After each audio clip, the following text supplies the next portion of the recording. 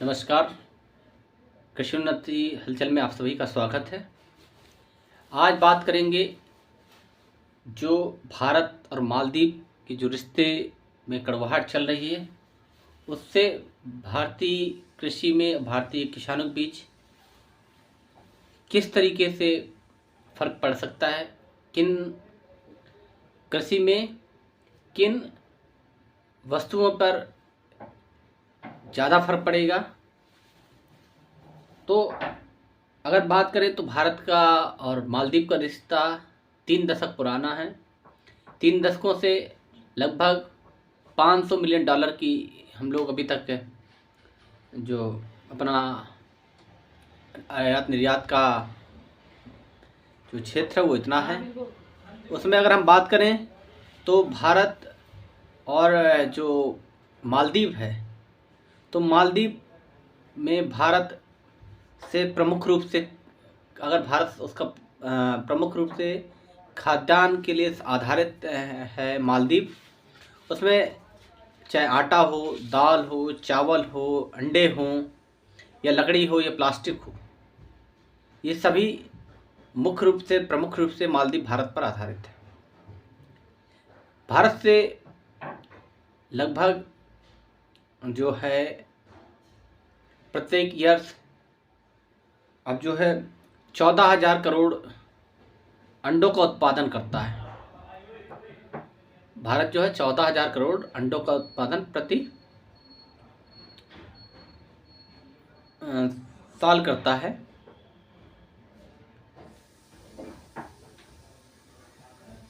जो और इसमें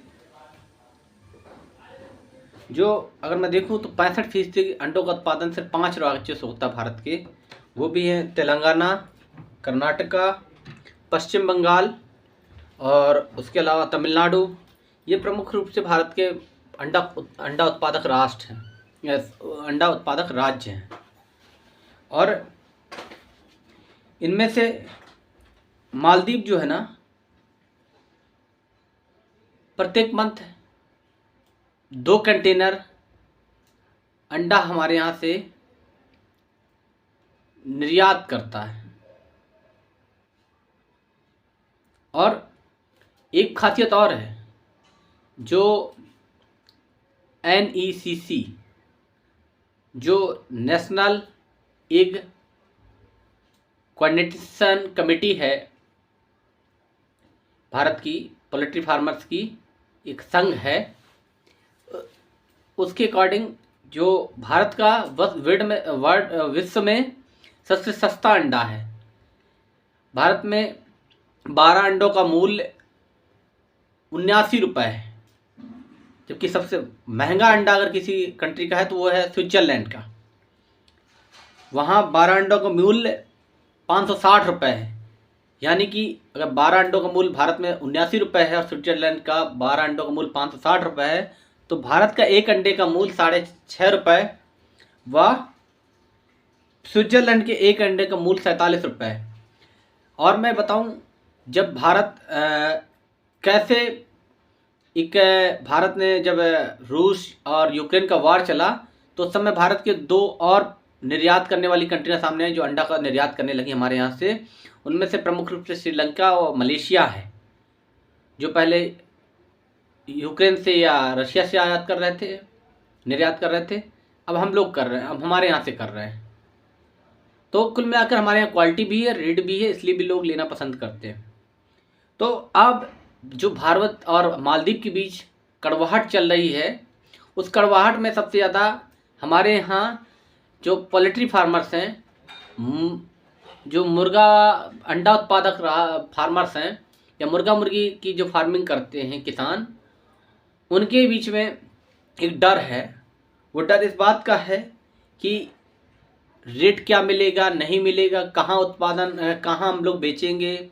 और क्योंकि 80% हम अंडे को जो है मलेशिया भेजते हैं, मालदीव भेजते हैं, सॉरी 80% अंडा जो है हम मालदीव को निर्यात करते हैं। तो एक बड़ा साथी है हमारे अंडे को खरीदने वाला मालदीव।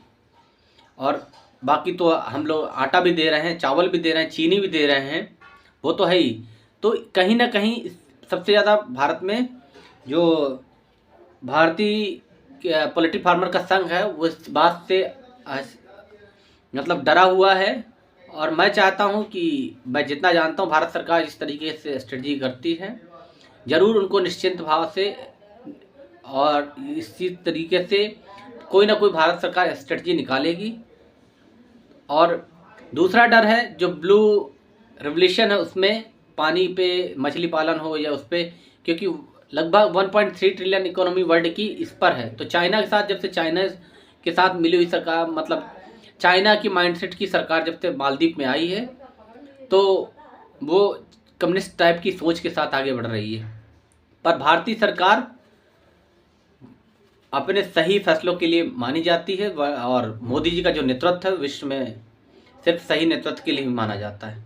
और हमारे एक्सटर्नल अफेयर मिनिस्टर जो हैं वो किसी भी प्रकार से हम लोगों तक, जितना मैं जानता हूं उनकी डिप्लोमेसी के बारे में और जितना हम लोग देख पाए उनको, हम देख रहे हैं यूक्रेन हो या कोई और जैसे क्राइसिस आई तो उनमें कैसे उन्होंने अंजाम दिया और कुशलतापूर्वक उनकी जो क्षमता है उनके नेतृत्व में कोई वो नहीं है।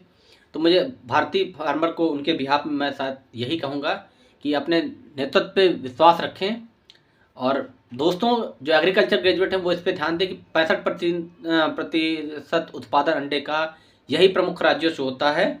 उनके लिए है तेलंगाना, कर्नाटका, आंध्र प्रदेश, पश्चिम बंगाल, है ना, तमिलनाडु, ये 65% है। और सबसे सस्ता अंडा भी भारत का ही है, ये भी मैंने आज आपको बताया। और 14,000 करोड़ अंडों का उत्पादन प्रति मंथ होता है, ये भी ध्यान दीजिए आप लोग। और मैं ये चाहूँगा किसी न किसी तरीके भारत की, अब मैं आज से विश्लेषण करूँगा जब भी किसी भारत और किसी भी अंतर्राष्ट्रीय संबंधों की बात आएगी तो मैं कृषि आधारित अंतर्राष्ट्रीय विश्लेषण हमेशा किया करूँगा। आज मेरी एक छोटी सी पहल है कि कभी भी अंतर्राष्ट्रीय संबंधों में किसी कंट्री का क्या योगदान है भारत के साथ, कितने कृषि को लेकर समझौते हुए हैं, कितना आयात हो रहा है, कितना निर्यात हो रहा है, किस देश से हो रहा है, मैं इसके बारे में भी एक सीरीज लाऊंगा। और जल्दी प्रधानमंत्री कृषि का कृषि विकास में योगदान क्या है, जल्द जैसे ही मैं चैनल को जल्द से जल्द आप लोग मुझे सपोर्ट करें, मोनेटाइज कराएं, मैं भारत के प्रधानमंत्रियों का ग्रामीण एवं कृषि विकास में योगदान की एक सीरीज मुहिम लेके आऊँगा, जिससे हमें ये पता चलेगा किस प्रधानमंत्री ने भारत में कब सड़कों का जाल बिछाया, कब बिजली खंभों का जाल बिछाया, कब गरीबों के लिए अंत्योदय कार्ड लाए, कब लाल कार्ड लाए, कब तो सारी चीज़ें, कब मकान की बात मुहिम आई, कब रोजगार पे मुहिम आई, कौन कौन सी स्कीम्स हैं जो इस रोजगार आधारित थी, कब न्यूट्रिशनल सिक्योरिटी पे मतलब माल न्यूट्रिशन पे काम करने के लिए सरकार ने फोकस किया। और देश में आज़ाद होने के बाद कौन से वो पहले प्रधानमंत्री थे जिन्होंने बालिकाओं के पठन पाठन के लिए भी सोचा और प्लान लाए, कौन कौन सी कमेटियों ने क्या क्या इंट्रोड्यूस किया ग्रामीण परिवेश में लाने के लिए। ग्रामीण परिवेश में हाट लगना चाहिए, बाजारें लगना चाहिए, लाइटें होना चाहिए, पुलिस कोतवाली चौकी सब होना चाहिए। ये किस प्रधानमंत्री की कहाँ तक सोच है, इसके बारे में भी विस्तार से जानकारी दूंगा। और कैसे एक नया भारत उभर के आ रहा है, तो हर प्रधानमंत्री का इस नया भारत में योगदान है। इनके योगदान के बारे में उसी सीरीज में हम लोग चलाएंगे। आप लोग मुझे सहयोग करें मेरे दोस्तों, तभी आपका ये किसान मित्र आपके बीच आपकी किसानों की आवाज़ रखेगा। और आज तक किसी भी चैनल ने जब भी कोई अंतर्राष्ट्रीय संबंध खराब होते हैं या अंतर्राष्ट्रीय डील होती है वहाँ पर कृषि की बात नहीं करते, लेकिन आज के बाद मेरा आपसे प्रॉमिस है जब भी अंतर्राष्ट्रीय बाजारों की बात आएगी तो मैं कृषि की बात करूँगा। किसानों से उससे क्या फ़ायदा होगा, किसानों को उससे क्या नुकसानें होंगी, उनकी बात करूँगा। ये मेरा आपसे कमिटमेंट है।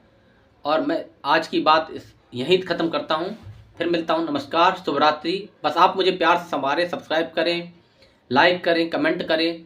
जो आपका सजेशन होगा कमेंट बॉक्स में दें, मैं उसको मानूंगा। आपका छोटा भाई, बड़ा भाई, बेटा समझकर आप मुझे अपना समर्थन दें। बहुत बहुत धन्यवाद आप सबका।